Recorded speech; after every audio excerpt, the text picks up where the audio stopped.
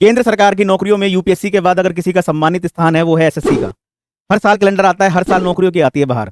देश के लाखों युवा इसकी तैयारी करते हैं, मगर ये एसएससी जो एक जिम्मेदार संस्था है, एक रिस्पॉन्सिबल संस्था है, ये कर क्या रही है?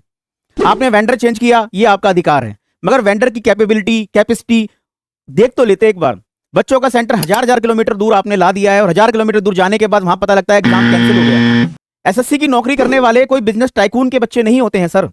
आम आदमी के घर से बच्चे आते हैं, जो बच्चे बड़े संघर्ष से तैयारी कर रहे होते हैं, उसके बाद 1000 किलोमीटर दूर जाके वो ना देते हैं एग्जाम इस उम्मीद में अब मेरी बात बनेगी, मगर वहां तो बात क्या बनती है, वहां तो आपका वेंडर लिख देता है कि एग्जाम कैंसिल हो गया है। क्या यही एसएससी है? इतना बड़ा संस्थान जो खोल रखा है आपने केंद्र सरकार की नौकरियों के लिए, क्या यही कर रहा है?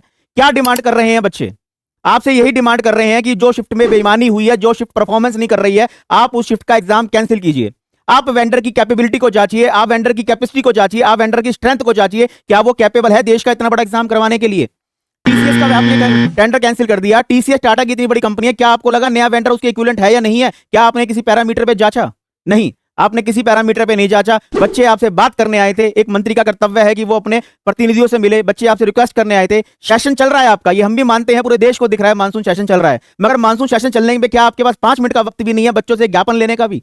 आप कार्रवाई करने के लिए कह सकते थे मैं देखता हूं, मगर एक ज्ञापन तो आप ले लेते। उल्टे आपने दिल्ली पुलिस से लाठियां बरसा दी टीचरों के ऊपर और बच्चों के ऊपर। क्या यही एसएससी है? देश के प्रतिनिधि बैठे हैं, पूरा देश देख रहा है और इस समय यह काम हो रहा है।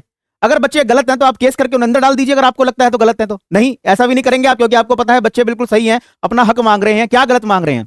ट्रांसपेरेंसी नहीं होगी संस्थान में, फिर उसके बाद बच्चे तैयारी करेंगे, 1 साल बाद जॉब लगेगी, रिजल्ट आएगा, 2 साल बाद बच्चा बाहर कर दिया जाएगा। क्या यही प्रक्रिया है? विकसित भारत बनाना है सर 2047 में। खिलवाड़ ना कीजिए देश की जवानी से, बड़ी महत्वपूर्ण है, ध्यान कीजिएगा इस पे, रिक्वेस्ट है मेरी आपसे।